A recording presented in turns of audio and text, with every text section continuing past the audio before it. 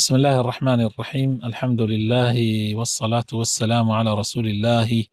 وعلى آله وصحابته ومن والاه. يا ربنا لك الحمد حمدا كثيرا طيبا مباركا فيه. براني عزيز خوشويسم لبابتي تفسير كمانا قيشونة تفسيري سورة الأعراف لويش الآياتي سطو بسوية كاين لا بري سطو شستو بينج فكاك دلشاد بمان بخيونيتو إن شاء الله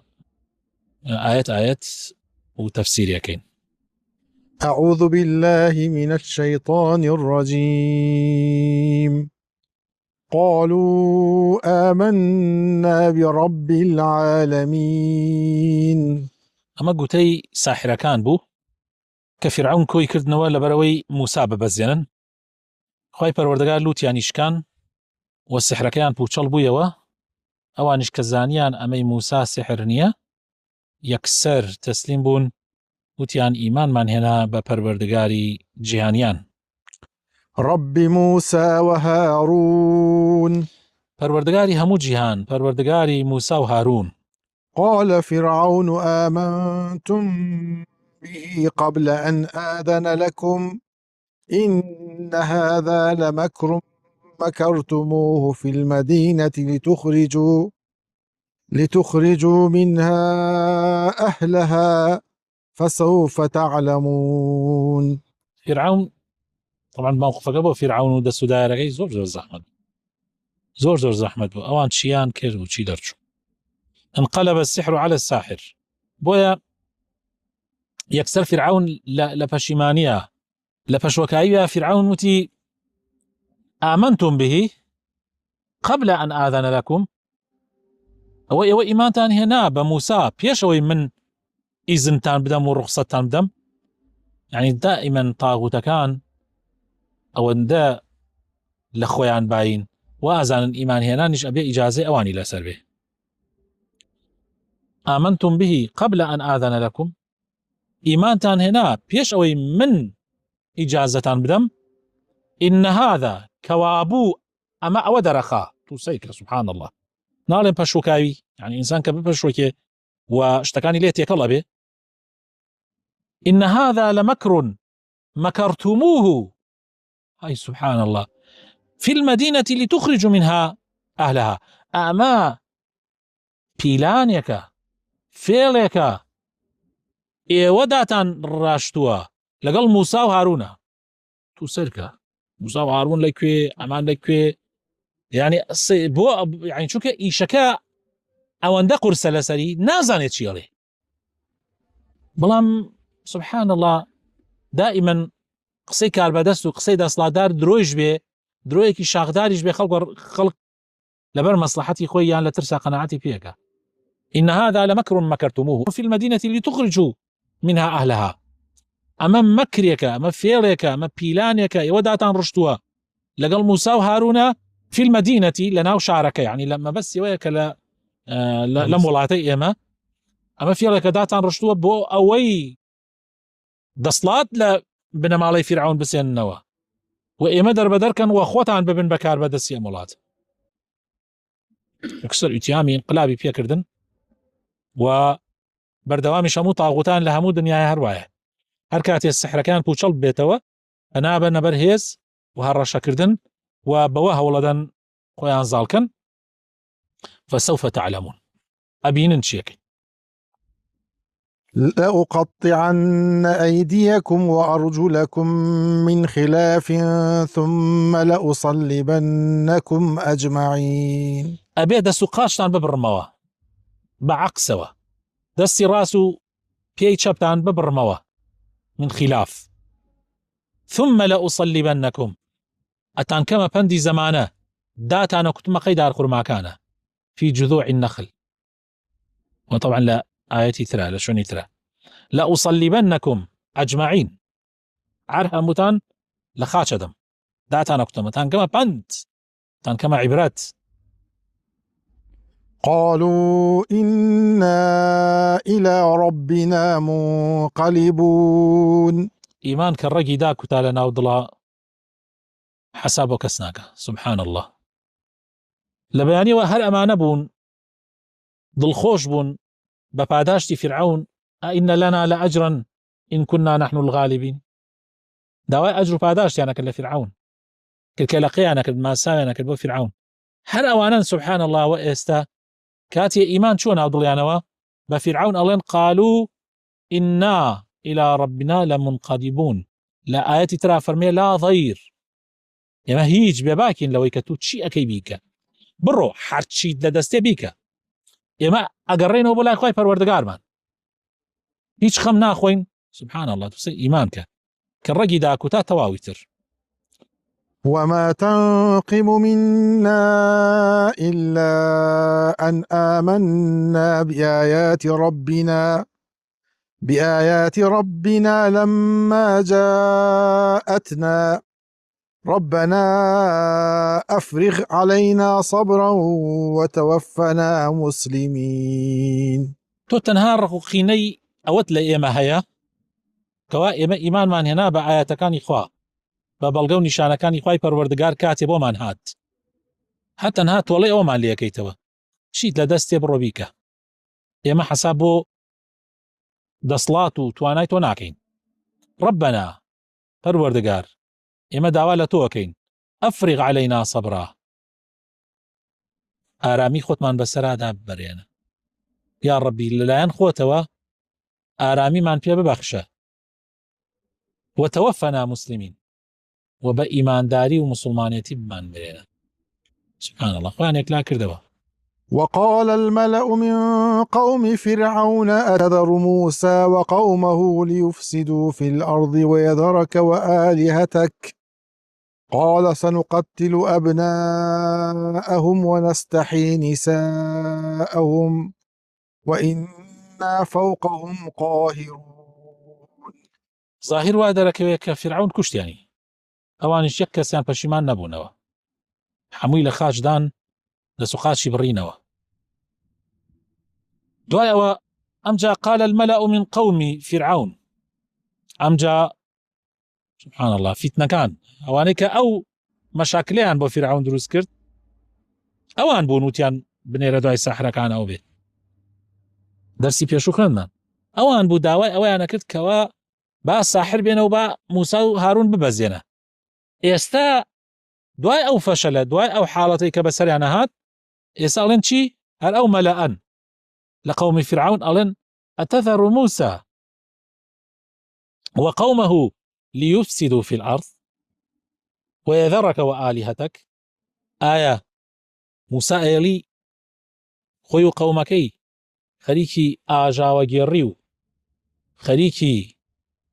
نانەوەی ئاشوب بن يعني ئایا مەجالیان نەدەی خۆی و قەومەکەی خەریکی فەساد بن ئەوان ئەڵێن ئەمان خەریکی فەساد واز لە خواکەت بێن خواکەی تۆ نەپەرستن يعني هانی فرعونەدەن هانی فرعونەدەن فرعونیش یەکسەر هەڵچوو چونکە ئەزانن ئەوان لە چی حاڵەتێکا قسەکەن لە حاڵەتێکا قسەکەن فرعون هەست بە شکستێکی زۆرەکە لێرە فرعون هەرچی پێ بڵێی قووەت بەکاردێنێ لەم شوێنە بۆیە یەکسەر وتی چی قال سنقتل أبناءهم ونستحيي نساءهم وإنا فوقهم قاهرون وتی ئەبێ ڕۆڵەکانیان بکوژم کوڕەکانیان وە کچەکانیان ئەیڵینەوە بۆ ڕابواردن و خزمەتکاری و ئێمە بەسەر ئەوانە زاڵین ناتوانن لە دەستمان دەرچن قال موسى لقومه استعينوا بالله واصبروا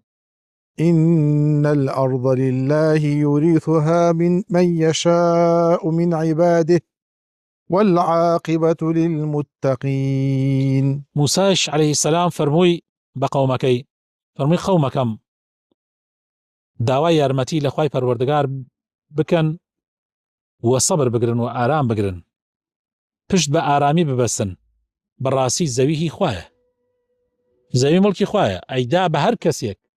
ئەی کاتە و میراتی بۆ هەر کەسێ خۆی بێوێ لە بەندەکانی زەوی خوایە بۆیە هیچ بێتاقەت مەبن دڵنیا بن سەرنجام و پاشە ڕۆژ هەر بۆ ئیماندارانە قالوا طبعا أوذينا إيمان دار متقي كان أوانيك وفاريزن بالي. قالوا أوذينا من قبل أن تأتينا ومن بعد ما جئتنا قال عسى ربكم أن يهلك عدوكم ويستخلفكم في الأرض فينظر كيف تعملون. بەڵام بني إسرائيل بتبعات زور ورا الروخاون يكسر وتيان أي موسى پێش ئەوەی تووبێ ئێمە هەر لەژێر ئەشکەنجە و ئازارا بووین، هەر کۆیلە بووین، کرابووینە کۆیلە، وە لە دوای ئەوەی شەتوهاتی زیاترمان بەسەرا هات. یعنی ئەوەی ترە با بڵێن ماوەیەک بوو فیرعون تۆزێ سارد بوو بۆ لەگەڵمانە، ئەوەی سەتوهاتی دەمەزەردت کردەوە. ئەوەنەی ترە وەزعەکەمان بەسەرا قورس لەسەر قورس بوو. جا موسى عليه السلام فەرمووی عسى ربكم لەوانەیە جا عسى لە قورئانە بەڕێزان يعني أبي بسطاصت. قال عسى ربكم لوانية پروردگارتان أن يهلك عدوكم دجمنكتان لنا وبره وإيوبكات خليفي السرزوي ويستخلفكم في الأرض فينظر كيف تعملون تاوكو دركوي إيوش شون كاركن إيوش شون أبن يعني لوانية خواهي پروردگار دجمنكتان لوانية يعني دجمنكتان بيقمان لنا وأبا خواهي پروردگار وإيوش سرخا وإيوش أبن خاوني سرزوي جالو داد خواتم ئەتان يعني ئێوەش تاقیە کاتەوە بەوەی دەرکەوێ بزانم ئایا ئێوە چۆن کارەکەن، ئێوە چۆن ئەو ئەمانەتەی خوا پارێزن. ولقد أخذنا آل فرعون بالسنين ونقص من الثمرات لعلهم يذكرون. خوای پەروەردگار قات و گرانی و ناڕەحەتی بێمیوەیی بێزەرعات بێبارانی بسر آل فرعون هنا خوای تعالى باري گرانی و قرسی و بێبارانی دا بەسەری آل فرعون بەسەر ئەو دەوڵەتەیە کە ئەوان حکمیانە کرد تاوەکو یادەوەری بکەن تاوەکو بیرکەنەوە تاوەکو بێنە خۆیانە تاوەکو مراجعەیەکی خۆیان بکەن و بگەڕێنەوە بەلای خوا. فإذا جاءتهم الحسنة قالوا لنا هذه وإن تصبهم سيئة يطيروا بموسى ومن معه ألا إنما طائرهم عند الله ولكن أكثرهم لا يعلمون. جا هەر کاتێ تووشی چاکەیەک بووایەن خۆشیێکیان توش بواە ئەیان و دەمە هەمووی بە بازوو دەسڵاتی خۆمان دەستمان کەوت شانازیانە کرد لە خۆیان بایی ئەبوون. بەڵام کاتێ تووشی ناڕەحەتیەک بووایەن تووشی شەڕێک بووایەن بەهۆی کردەوە خراپەکانی خۆیانەوە یەکسەر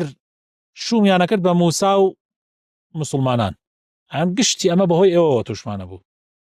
ئەمە هەمووی دەرد و بەڵای ئێوەیە کە ئێمە توشمان بووە. جا خوای تعالی فەرمێ نەخێر ئەمە هەمووی بەهۆی کردەوەکانی خۆتانەوەیە ئەمە شومی کردەوە خراپەکانی خۆتانە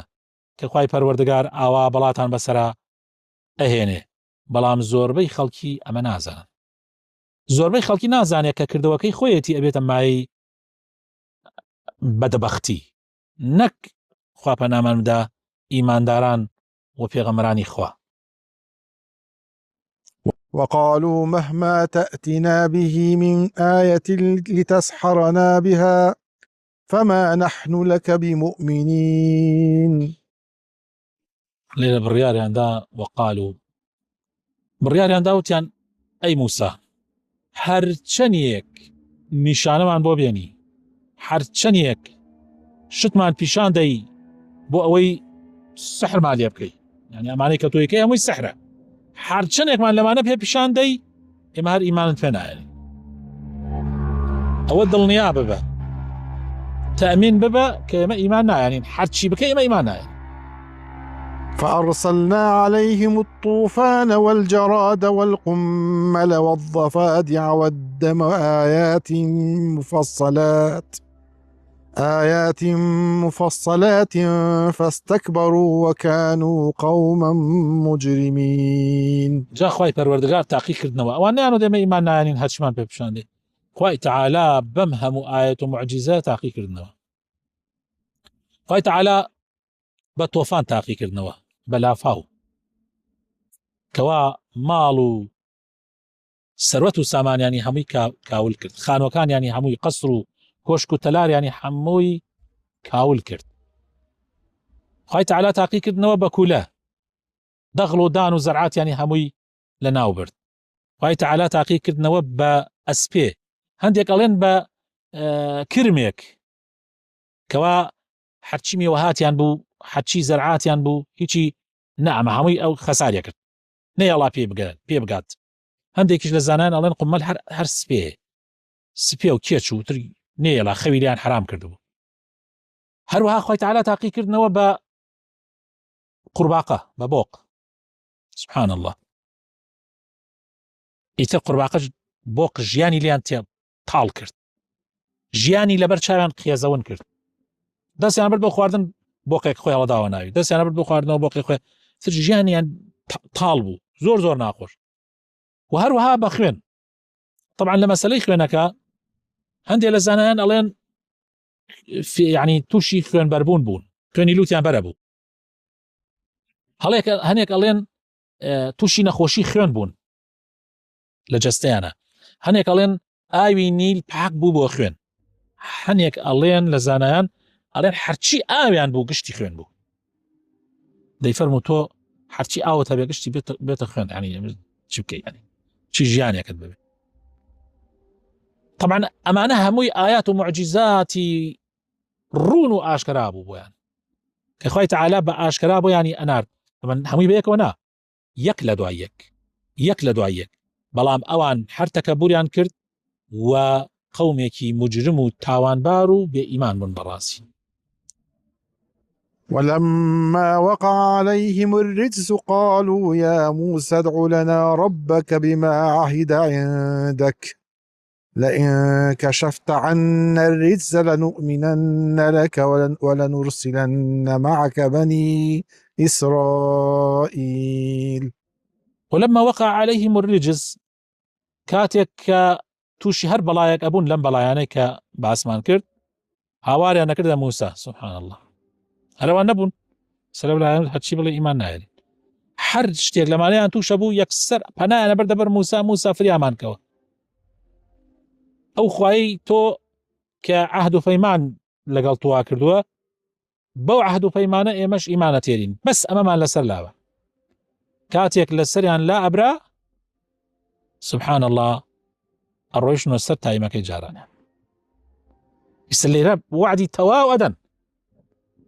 لەگەر هەر معجزەیەک لەم معجزانەی کە باسمان کرد. وانە معجزانە هەمووی موسیبەت بوون، ینی لەگەڵ هەر موسیبەتێک لەم موسیبەتانە ئەوانەوە وعد دەدەن. ئەڵێن قالوا يا موسى ادع لنا ربك بما عهد عندك، بەو پەیمانەی کە لە تۆی وەرگرتووە، لئن كشفت عنا الرجز ئەگەر بێت و ئەم ریجزەمان ئەم موسیبەتەمان لەسەر لابەی لنؤمنن لك، ئێمە وعد بێ پەیمان بێکەوە ئیمانت پێبێنین و بەنی ئیسرائیلیش بەرەڵا بکەین، ئازادیان بکەین، ولنرسلن معك بني إسرائيل. فلما كشفنا عنهم الرجس إلى أجل هم بالغوه إذا هم ينكثون. كاتي خوای تعالی ڕیجزەکەی لەسەریان لابرد، هەموو جارێکە لای ئەبرد یەکسەر، طبعا بۆ ماوەیەک لای ئەبرد خوای تعالی، بۆ ماوەیەک ئەو عەزابەی لا ئەبرد جارێکی ترە گەڕانەوە پەیمانیان نشکان، ئەم جارێکی خوای تعالی عقوبەیەکی تری بۆیانە نارد. فانتقمنا منهم فأغرقناهم في اليم بأنهم كذبوا بآياتنا وكانوا عنها غافلين. لكوتايا كحمو جاريت درويانا كردو بيمانيان أشكان أم جاوبوا خوي تعالى تربوا ليان وطولي ليان كردوا ولا ناو درياكيا خوي تعالى همياني خنكان چونك أمانة قوم يكبون باوريان بآياتكان إخوانا أكرد وبراسيان نأزاني ولي بآقابون براسي. وأورثنا القوم الذين كانوا يستضعفون مشارق الأرض ومغاربها التي باركنا فيها وتمت كلمة ربك الحسنى وتمت كلمة ربك الحسنى على بني إسرائيل بما صبروا ودمرنا ما كان يصنع فرعون وقومه وما كانوا يعرشون. وأورثنا القوم الذين كانوا يستضعفون أمجا خوي پروردگار أو قوميك تشنها صالة خراونة تجير أشكنجة تشنها صالة أتوسين رينوا تشنها صالة الظلم يعني ليكري خوي تعالى برياري دا كوا أو قوم بك بميراد قري أواني لنا وبرد وخوي تعالى أواني كردا ميراد قر كوا كردني بخاوني بيت المقدس ومشرق ومغرب بيت المقدس يعني دور بري خوي تعالى دايب أوان وأواني كرد بميراد قري أو شنا وتمت كلمة ربك على كلمة ربك الحسنى أو عديك خوي تعالى داي على بيشا موسى عليه السلام فرموي زويه خوايا وخوي تعالى خوي بي هر کەسێک لە بەندەکانی هەر کۆمەڵە خەڵکێک لە بەندەکانی ئەکا بە میراتگری یعنی کا بە خاوەنی ئەوە وشەی خوا هاتە جێ وتمت كلمة ربك الحسنى وشەی جوانی پەروەردەگار هاتە جێ لەسەر بەنی ئیسرائیل کە خوای تەعالا کردنی بە میراتگری بەیت المەقدس و دەوروبەرەکەی بما صبروا بەهۆی ئەو ئارامگرتنیانەوە کە ئارامیان گرت لسر أو ناڕەحەتیانەی يعني كتوشان أبو ودمرنا ما كان يصنع فرعون وقومه وما كانوا يعرشون وأويك فرعون دەست و دایرەکەی ئەیان کرد وشوێن کەوتوانی ئەیان کرد هەر هەمووی خوای تەعالا لە ناوی برد لە خانووی بەرز و باخ و باخچاتی جۆرا و جۆر خوای تەعالا هەر هەمووی لە ناو برد و ئەوانی کردە خاوەنی زەوی ئەوانی فەوتان ئەمانیشی کردە خاوەنی أو شوێنەی کە خوا بەرەکەتی ڕشتۆتە سەریا کە بەیت المەقدسە و مەشاریق و مەغاریبیشی یعنی ئەم دیم و ئەو دیمی یعنی هەموو وڵاتی شام خوای تەعالا بەنی ئیسرائیلی کرد بە خاوەنی تاوەکو بزانم ئەوان چۆنن تا خوای تەعالا ئەوانیش تاقی کاتەوە و ئەوانیشی تاقی کردەوە و دوای ئەوە بۆمان دەرەکەوێت کە زان ئەمان چیان کردی ئەم قەومەی کە ئەیانت بەس خوای ڕزگارمان کەی بەس ڕزگارمان کەی لە دەستی ئەم زاڵمانە ئەبینی ئێمە چیەکەین دەی خوای تەعالا و ڕزگاریانی کرد دەی بزانم دوای ئەوە چیەکەن. سبحان ربك رب العزة عما يصفون، سلام على المرسلين والحمد لله رب العالمين.